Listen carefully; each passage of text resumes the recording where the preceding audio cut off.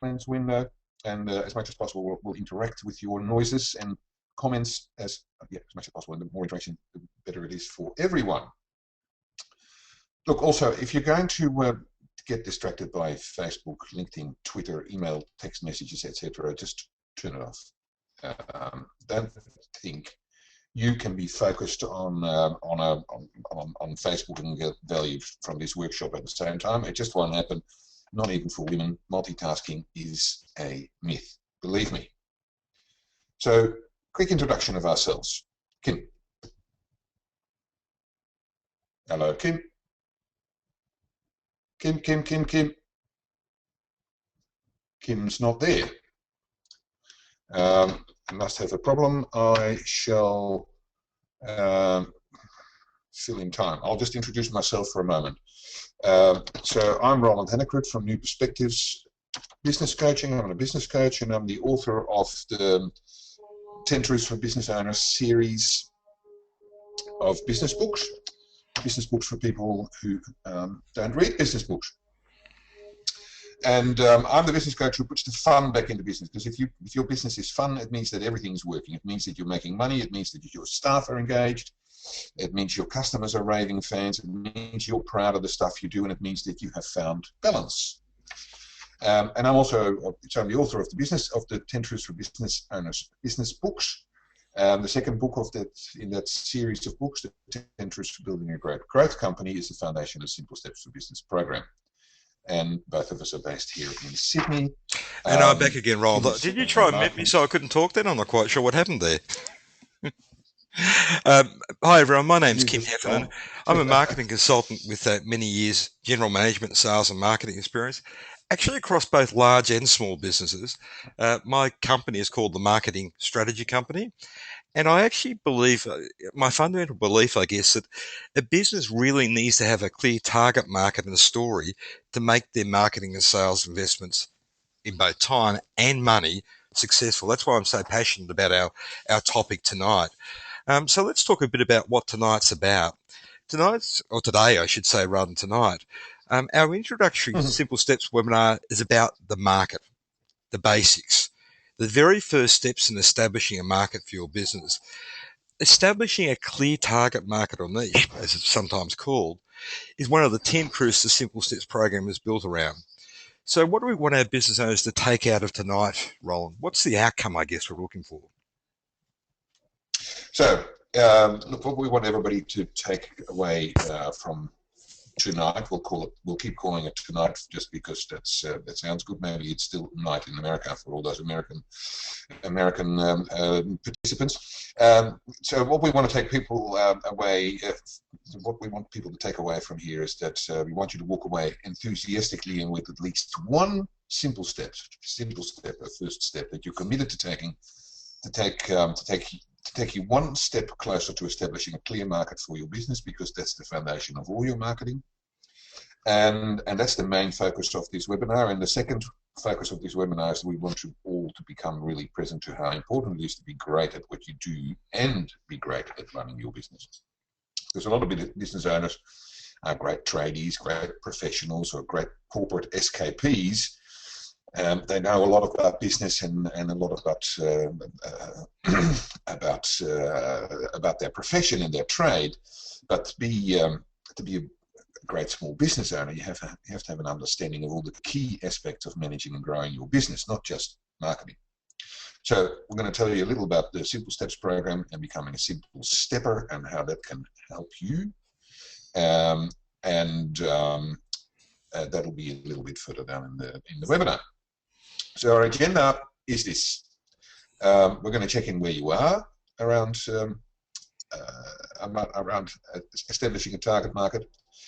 We're going to give you the key questions to ask for establishing your market. We'll talk about why you have to differentiate yourself and what it means. We're going to talk about some examples of differentiation with some case histories. Then we're going to give you an explanation of the Simple Steps for Business program and how it works and how you can engage with it. Then we're going to give you some tools and resources. We're going to read you a business bedtime story, and then we're going to help you get into action. That's the plan for today, Kim. It sounds pretty good, Roland. So how about we get stuck into it? And why don't we actually start with checking in how everyone feels about their target market at the moment with a quick poll? Hmm. Yes. So this is what we'd like you to respond to. When I think of my market, what I feel is one of three: frustrated because I don't know where to focus my attention, overwhelmed because I'm trying to be everywhere, everything to everyone, or excited. I know who my market is, I know what their wants are, and I know how to talk to them. So let's Okay, we're still quickly waiting see on a how few people everybody to come back in, votes on Roland. that. Here we go. Mm-hmm. Okay, so we've got 50% who are frustrated. They don't quite know where to focus their attention. 25% are overwhelmed. They're trying to be everything to everyone. And 25% who know exactly what they're doing and know where it is. It's just Right. changed now. It's the final count's in 40% frustrated, 40% overwhelmed, and 20% excited. So is that sort of Right. what you'd expect, Roland? It is to me. Yeah, yeah, it's usually how it is, isn't it? Most small business owners are either frustrated or overwhelmed around this whole area of establishing a market and marketing, and most small business owners' marketing policy can best be described as keeping your fingers crossed. Yeah, keeping your fingers crossed is not always the best policy, is it? But I think you and I come across it every day. And look, it's just natural, I guess, because people are getting on with doing their business, isn't it? Mm. Yeah, and look, I mean, the problem is with uh, not having a clear, narrow target market is that if you're a large corporate beast, if you're Woolworths or Coles, you can direct yourself to families. You can direct yourself to a broad market. You can direct yourself to families and singles and upper and lower income groups and people in the city as well as in the suburbs as well as in the country. But when you're a small business or a micro business, you just simply can't do it. It doesn't work. As they say, if you try to be all things to everyone, you'll end up being nothing to no one. And so the second thing is that if you try to operate in a large market, you're going to be fighting it out with lots of competitors. And the only one who enjoys that ultimately, of course, is the customer, because it means that everyone is going to be cutting their prices all the time, because that's the only way that they know how to stand out in the market. And so what that means is stress, sleepless nights, and low margins. And hence the purpose of this call.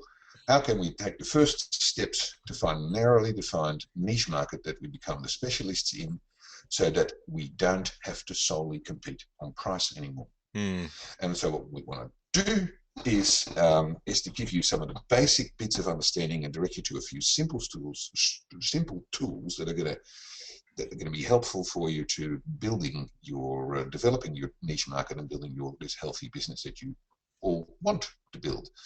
And so we're going to give you some simple steps, actions to take straight away. Okay, so why don't we jump into those three principles that we're going to focus on now, Roland? Yeah. So what we're going to do is talk about the three principles that determine what our market looks like. The first question is what is our market? Second is, who are the people that operate that market? And the third is, where are those people? That's the three principles. Okay, but look, unless we're going to start a business entirely from scratch, most people already have a market by definition because they've been selling stuff, eh? Yeah, of course. Most of us find ourselves in the market by accident. We've either taken an existing business over from a previous owner, or we started our business doing something that we happen to be particularly good at, and hence we already had a couple of clients in the market from day one. And so we roll along doing more or less what we've always done. Our recipe for success is our belief in ourselves and a vague notion that we'll be able to do it better than the other guys somehow. Everyone's always And unique, from aren't day to they? day, we keep our fingers. Sorry, what? Everyone's always Sorry, I unique. missed that. Sorry, I mean, say again. I don't know how many times you've been to an area where there's lots of restaurants, Yeah. but this restaurant is going to be bigger and better than everyone else. And they're all the same. Yeah. Yeah, and so from day to day, we actually keep our fingers crossed that the phone will keep ringing, and we say yes to every inquiry that comes in the door, because, well, you can't say no to a possible sale, right? A sale's a sale's a sale. And this situation it's equally applicable to someone with a carpentry business as it is for a mortgage broker or a cafe or a fashion store or whatever. And so when you ask us, what do we do and for who do we do it and what makes us special and interesting to a market, we say three things. We tend to say three things. Well, we give great customer service for a great product at a great price. Exactly. Well, that's exactly what most business owners will tell you when you ask them what sets them apart from everyone else out there, I guess. But the problem is that's actually not much of a differentiator, is it really? No, it's not. And we've got to stop saying that. Because there's two main reasons. There's two main reasons that we've got to stop saying those three things: great service, great price, product at a great price, or at least use them as our marketing message. Because the first reason is that those statements simply don't offer enough value. Customers expect good service and they expect good qualities and they expect good price from everyone as a minimum. If they didn't think you were going to give them a great product or great service, then they wouldn't be talking to you in the first place. It's their baseline expectation. And so besides that, most importantly, all your competitors say exactly the same thing. And if you and your competitors make the same promise to the same customer, the customer is going to make a decision on price, because that's the only other factor that they can differentiate you and your competitors on, and they can hold one in each hand and go, well, who's cheaper, because they're all offering the same thing. Yeah. So, and in small business, there's just simply nothing worse than being forced to compete on price, because there's always someone who's going to be cheaper. There always is. There's always someone who's prepared to do it cheaper, and you cannot build a long-term, sustainable small business based around being the cheapest. Yeah, but don't get us wrong. Like, we've all been there. I guess, as a matter of fact, you and I had a conversation about that issue a couple of weeks ago for our own business, didn't we, Roland, about the cheapest price? Yeah, absolutely, and this conversation comes up all the time, and we're probably going to have that conversation many times again before we die. It's one of those perennial questions of business you have to ask yourself regularly. Are we making a clearly defined promise to a clearly defined market? Ah, my favourite. That's the basis of all marketing. What promise do we uniquely make to which specific group of customers? Exactly, spoken like a wise old marketer, Kim. Well, and in this the webinar, wise is okay. Not sure about the old though, mate. Just to well, you're actually 3 months younger than me, I think. So yeah,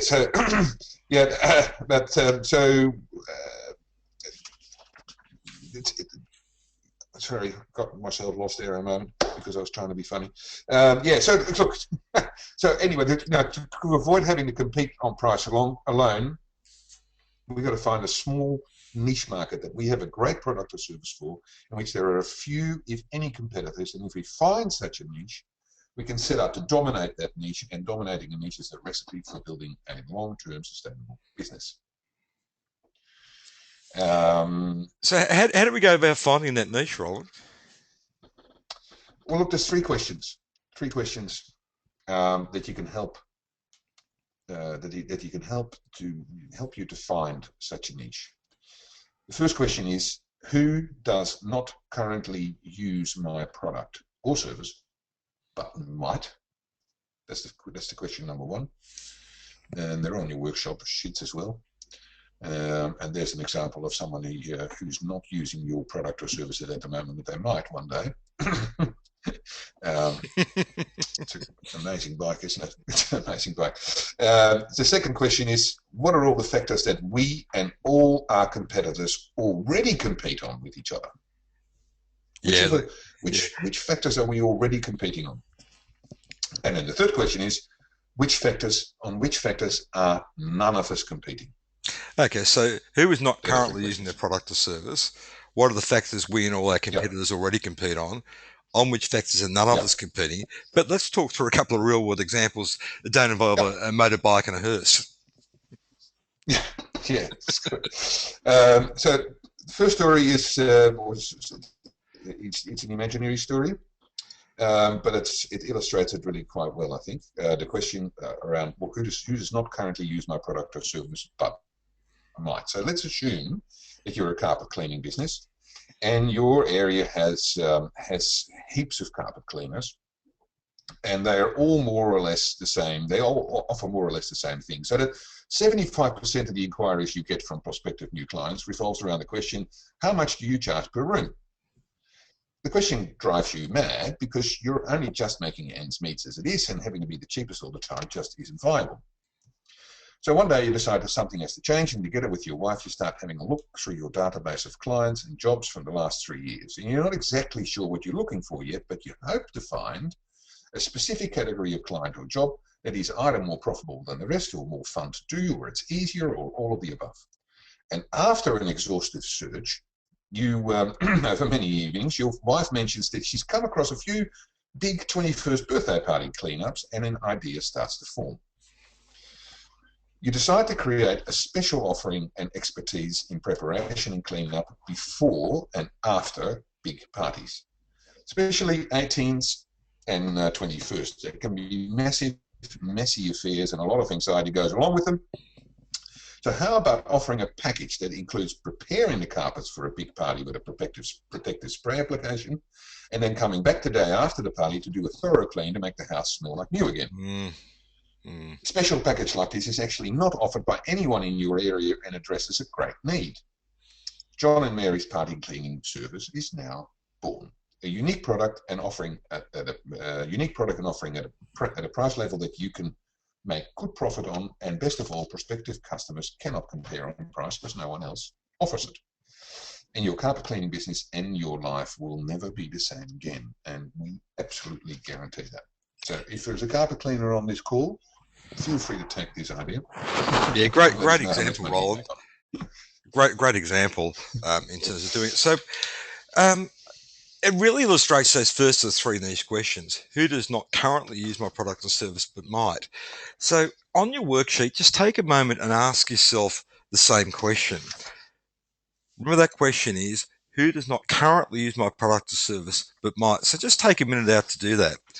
Also on the resources page for this topic, we've got an article by Roland, Blue Oceans and Empty Swimming Pools. The article goes into much more depth on that. And if you go to, I'll type the resources link in the window in a minute, tiny.cc/market step 1. And that's a great resource to actually look at it. So, Roland, can you actually talk about the other two niche questions for everyone, and maybe a story to illustrate those? Stories are a great way to learn. I love stories. This is not a story I made up. This is a story about a client of mine in a bicycle store in bicycle shop in Sydney. Because selling bicycles is a tough game these days. Retail's dying everywhere anyway, but competition from other retailers in the bicycle world is fierce. And the big box retailers like Big W and Kmart are muscling in, and the internet is increasingly impacting traditional retail models. And so it's a hard game. So one day, my client realized that there is effectively no difference between the bikes, the pumps, and the bike shoes that he sold and the ones that are sold by his competitors. He and his competitors are all fishing in the same pool, trying to catch exactly the same fish with the same bait. The only way forward is to create a new pond, a new fish pond, and attract enough of the fish away from the old pond to be able to enjoy the fishing again. So he set about changing his approach to business completely. First, he looked closely at the factors that he and his competitors fought over, such as price, range, convenience, friendly service, speed of delivery, connection with major sporting heroes, etc.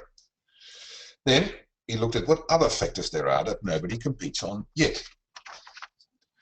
And this led him to the insight that the greatest opportunity for his business lied in creating long-term customer loyalty through delivering truly out-of-the-box, extraordinary service and absolute peace of mind. So, for example, he decided to offer a lifetime free flat tire repair. Also, he offered a no questions asked replacement guarantee for any bikes and products sold if the customer was dissatisfied with the product for whatever reason. So he told his staff that from now on the word no was no longer to be spoken inside the shop. No more no. And suddenly he started attracting people to his store who just wanted to see what, with their own eyes, what they heard was true. You know, nobody had ever offered lifetime free tire repair anywhere else before, for example. So people are skeptical, and they wanted to see that he was as good as his word. So people were starting to walk into the store all over the place. And then he had clearly written brochures and policies available for everybody to see, and spelling out the unique promise that his store made. And suddenly his competition didn't count anymore, because he created his own fish pond, and he created his, and he was fishing for his own fish, and no one else was fishing with him. Look, it's a really great insight, Ron. Particularly in that market, retail has changed so much in 2013, even from a few years ago. Really, what worked 10 or 15 or even 5 years ago, probably even 2 years ago, just doesn't work anymore. I know there's a heap of retailers who are just pulling out their hair because customers are just going into the shops, the showrooms, and buying the stuff, looking at the stuff, and then going and buying it online. Yeah, exactly. Yeah. It's happening all over the place. If you want to build a sustainable business around a retail model, you simply have to find unique offerings that add extra value to the products you want to be selling. I mean, I actually think that in the age of high-speed mobile internet connections, there's little room for traditional models at all anymore. We just simply can't hold back the tide. Yeah, absolutely. Look, these are really great examples of how you define the target market. But from my experience, and I guess yours as well, the target market is really only part of the picture. Because remember, even when you identify the target market, I always say this to clients, you still have to manage other areas. Because if you do the best marketing, but at some point you still have to have a sales conversation with the customer. I know a lot of owners actually fear that very much. Also, too, you need to create a great customer experience, because it's not about making a one-time sale for most people. It's actually about building repeat business. And the other thing, it's great to have marketing and sales, but if you're not generating cash and not just profits, you're not actually keeping the business sustainable. So the other, I guess, thing that I come across most often, and I'm sure you do, Roland, as well, if you want to create a great business, not a great job, you have to juggle all of these hats at once. So what I'd like to do now is just do a quick outline of what we've found. I guess, Roland, you outlined in your book on what you need to understand and master on an ongoing basis. In other words, the secondary objectives of what Simple Steps is all about. So I'm going to take a few minutes just to talk about the Simple Steps program, what it's all about, and then we'll come back and do our bedtime story, and then give you some great free resources and simple steps to help with your target market. So if we take a couple of minutes to talk about that program, there's some key areas you need to be aware of. And we want to go through why we passionately believe in this total business view. Roland, I guess we talk about small steps consistently lead to big change. Big change. Yeah. Small Absolutely. steps consistently taken lead to big change. That's one of the founding principles of this program. And the other principle is that every small business is as unique as its owner. Yeah, absolutely. And so, why should you care about that? Well, I guess the beginning of the webinar, and from people we've come across, and I've been one of these. I think you've been another one, Roland, yourself. There's really three sorts of people. You start a business. There's the corporate refugee, if you like, and that's my background. There's the people who are great tradies. They end up starting a business rather than just be a tradesperson, and they're professionals as well. They're all of those, and I guess you were the tradie, weren't you, Roland? Yeah. I was the typical tradie carpenter. Couldn't get off the tools because no one could do it better. No one could hang a door as well as I did. Probably still don't, to be honest. But I haven't tested you out on that yet. But, so I had tradie eyes. I was seeing the business through my skill as a carpenter, and I had to learn the hard way that moving from a carpenter to growing a successful building business involved more than just being a good carpenter. Yeah, look, I see that a lot with friends as well. Yeah, and I see that with all my clients, as a matter of fact. My clients and business owners other than my clients. I see it, and this is not just trainees either. It's professionals, architects, engineers. It's the same. They're fantastic at what they do. But with the right processes and information, you can make the transition from being a business doer, from swinging the hammer to becoming a business owner. Well, I mean, I guess that's exactly what the Simple Steps program is all about, and why I got involved to get it with you to create it. It's really Mm. about making that transition to being, I guess, what I call a true business owner. It's actually a challenging journey, but a fun journey at the same time. But it's all about creating a sustainable business, or I think, as you like to call it, Ron, a remarkable fun business. But actually Mm. doing it in simple steps, because the biggest problem is people are so overwhelmed and life is so frantic as a business owner. You're wearing so many hats in terms of doing it. So that's why every month the Simple Steps for Business program takes one of the 10 key topics, I should say, you need to master, but does it in bite-sized chunks, and we actually delve in deep. Mm. Yeah. And so the first two topics are around the strategy of the business. And those two topics are vision and planning. So that's the first. That's the heart of why we're in business. Where you want to go, why you want to go there, and how you're going to get there. And then the second area, Kim. Yeah, it focuses on revenue and money. Basically, how do we earn the money we need? How do we get to manage the money? So that's the market, sales, customers, and financial management. The topics that typically scare people, but we chunk it down and make it easy to absorb in small time periods as well. And the third one, Roland, I guess, is really time, isn't it? Yeah, yeah. The third one is time, and there's four topics in that. Keeping your finger in the fingers, keeping your finger on the pulse of the business. So knowing what's going on all the time. Systems, innovation, continuous improvement, people or staff, and finally leadership. Because time is the thing that we can never get more of. That's the one thing that we can never get more of, and it's the thing that most small business owners are actually always short of. And when you gain control over time with the help of those four modules, the business will start to work for you instead of you working for it. So what does it actually help you do? I guess to get to creating that great business by being a great business owner, in a way you're able to dedicate the time. And that's the biggest challenge I find. I'm sure a lot of business owners are the same. How do you actually find the time to do this stuff? You know you've got to do it. So we've actually made the program run over 12 months, where it's only just one topic per month. And each month you get a video episode that introduces the topic and tells you exactly what you need to know. And you can watch it anytime it's convenient to you.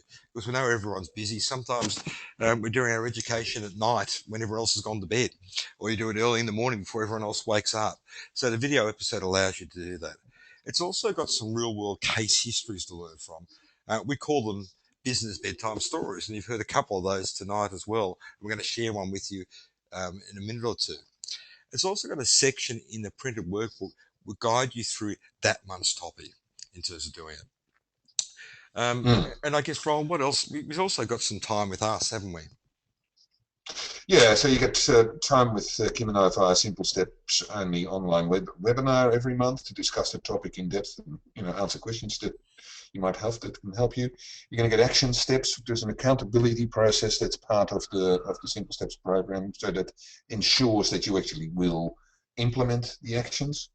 And then there's a whole heap of specific templates that you can use. There's a massive library of stuff that you can call on and that we can direct you to as and when you need it. Not, that's all optional, but there's some really, really powerful stuff in there. And then every fortnight there's a simple tips newsletter with action steps and more resources. And of course, you get a copy of my book, The 10 Truths for Building a Great Growth Company, as well in the paperback version. And as we said, because we believe that if you take small steps consistently, the big change will follow. And if you allow around an hour per week for this vital work of the business owner, your life as a business owner will never be the same again, guaranteed. So if you actually want to make that difference, I mean, the investment is actually the 127 for some people is not the key thing. It's the 1 hour a week, 1 hour a week outside your business, plus $127, and you can find all the Mm. details on our website. But remember, the most important thing is to actually take that simple step and to do it piece by piece. So the idea is, Yeah. with you know, more fun, less overwhelm, 1 hour plus 127 a month. Well, I think it's a pretty good investment. What about you? Well, I would say that, but I do think it's a great investment, You might be a and bit biased. it works. But and what's more, you don't have to take our word for it, because we're making a special offer further down, which is going to make it completely We'll talk about that a bit risk later. free. Look, thanks But we'll for talk sharing about it. it here. Thanks for letting us share that with you. If you are interested, please go to the website and have a look at it. But let's get back to our target market and our business bedtime story. I think this is a really compelling story, Roland, Yes. on the target market particularly, isn't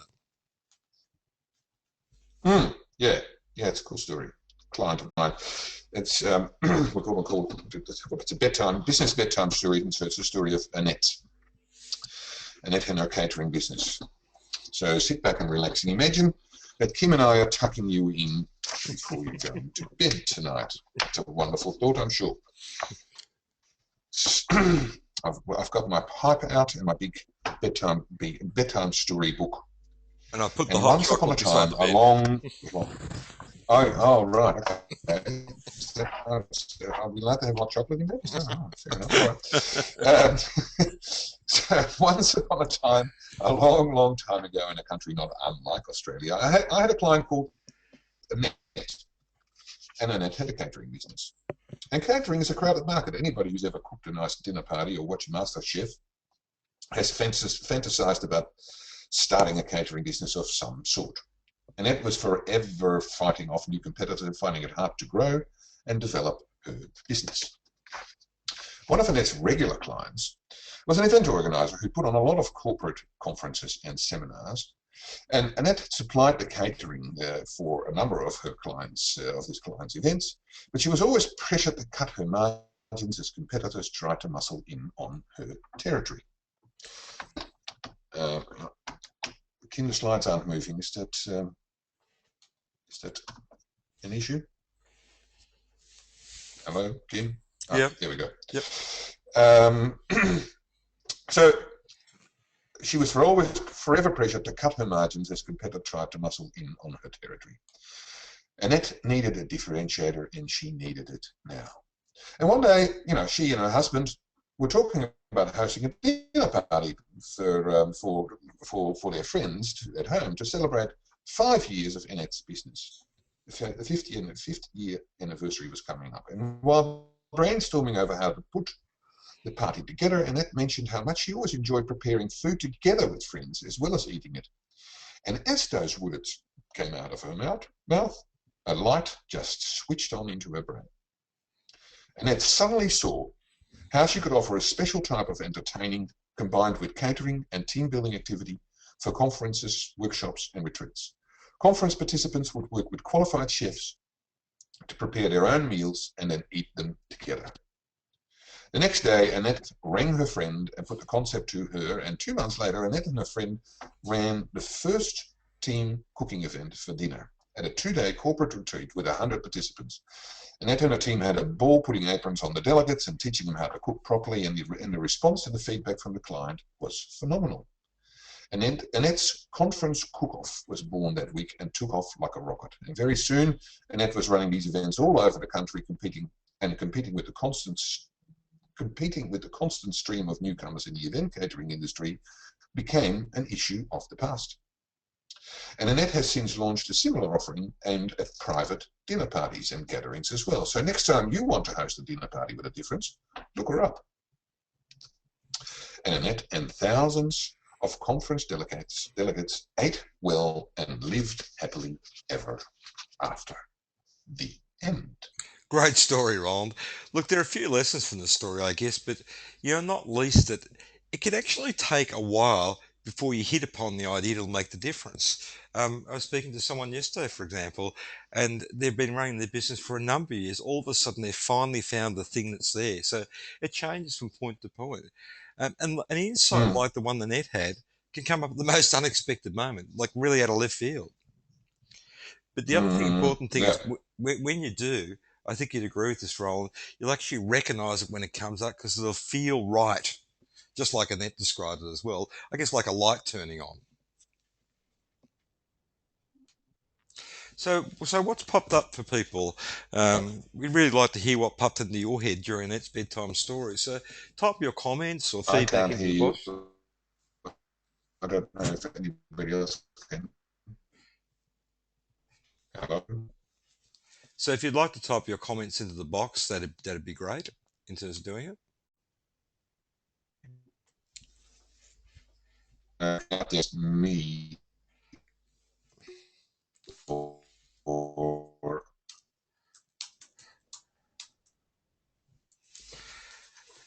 Okay, so while we wait for the comments to come back, I might just go through and do a quick summary of everything we talked about so far. Roland, can you kids. Can speak? you, I can hear you, Roland. Can you sorry, not can hear you? us? Something weird's been going on. We can't. Roland, I can hear you fine. You. Okay, now you're back. You've been cutting out completely, so I have no idea where you got to. Yeah, that's fine. So, Roland, we just asked people to give some feedback and anything that's popped up for them during the call as well. And I was just about to jump into summing up what we've done so far on But the this, webinar. okay, your slide hasn't moved yet. Yeah. Um, okay, so while we're waiting for the comments to come back, and sorry everybody about the technical issue here. There's been some weird technical stuff. I don't think I've been able to hear Kim, and I imagine that I have. That means that everybody else hasn't been able to hear Kim either. In the meantime, we're going to remind you that we talked about the fact these are the insights that stand out for me around this call, around this topic. We talked about the fact that it's no longer good enough to say that we deliver great customer service and great quality at a great price. Everybody says that, and customers expect those three as a minimum. And that's all you. And if that's all you can offer, you're going to spend your whole life being squeezed on your profit margins. Secondly, we suggested that the most effective approach to building long-term sustainable business success is to find a really narrow niche and create the opportunity to dominate that niche. And thirdly, as you heard from Annette, the answer to how you can find a niche can come at the most unexpected moment and out of nowhere. And so the question, it really is about just asking yourself the question and continually be open to that big insight and what's popping up for you. So finally, we gave you some tools to work on a number of examples and to illustrate how to find such a niche. So have we had any feedback, Kim? Yeah, we have, Roland. Can you hear me okay now? Yep. Good, Yep. You're excellent. fine. Good. So here's a couple of bits of feedback that have come up for people. One is from Jim. Jim in Sydney. Jim said he'd love to get Annette's contact details because he wants to do one of the dinner parties. Yeah, that's good. Well, send us an email offline and happy to connect you, Jim. We have another one from Alicia in Sydney. Alicia asks, what if, actually, it's a really good question. What if you can't find or think of a special niche? Yeah, it looks a great question, Alicia. And look, sometimes it can be really difficult, and in some cases there simply isn't actually a market for your product or service. You know, if your business is selling advertising in the yellow pages, you're going to be struggling these days because people just don't use the yellow pages anymore. So sometimes you may have to rethink a lot more than just your market. You may also have to rethink your product or service. But the process is always going to be about the interplay of a market, a promise, and how you can make money from that interplay. But I want to encourage you not to give up too easily, Alicia. It took a few years before she came up with that special conference cook-off package. Yeah, so Jim, I guess we'll follow that up for you, and Um, thanks for that question, Alicia. Like Roland says, don't give up, keep looking. It actually does come to you in the strangest times. Just keep looking and asking yourself what opportunities you can actually see on the horizon. You'd be surprised where the answer might suddenly come from. We've got a couple more resources, haven't we, Roland? They're the last, the simple steps. So go to the resources page there. Yeah. Yep, that's the trainee.cc market step 1. There's a printout of the niche worksheet there. There's a Blue Ocean strategy, title of the book, and there's videos around that on that topic as well. And of course, there's my article about clear swimming pools. I think it's called. I've forgotten what it's called. The Blue Ocean strategy. There's some great resources there. Yeah. Blue Ocean strategy. That's it. Yes. I think that's important too. Because, lots of times, I guess, Roland, there's we think about things and listen to webinars like this and don't take the action. So that's why I've actually chunked it down to actually do that and take those simple steps, I guess. So go and find those resources. You've got the workbook you've been working through.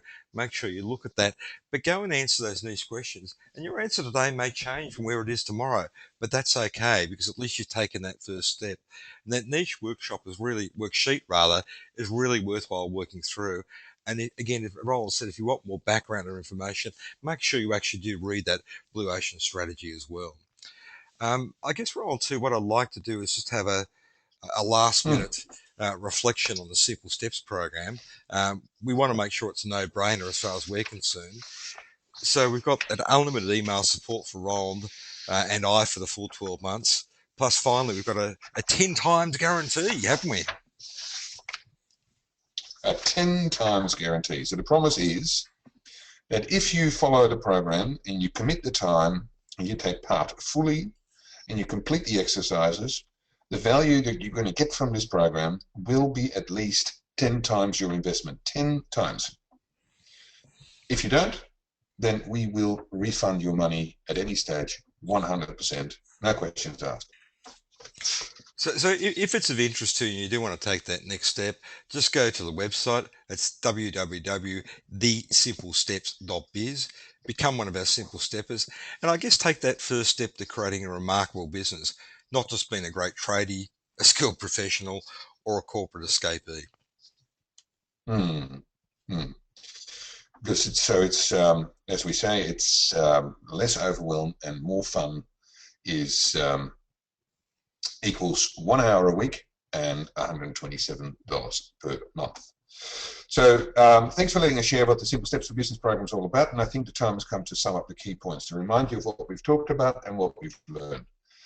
Because firstly, I'll remind you that we talked about the fact that it is no longer good enough to say that we deliver great customer service and great quality at a great price, because everybody says that. And what's more, customers expect that as a minimum.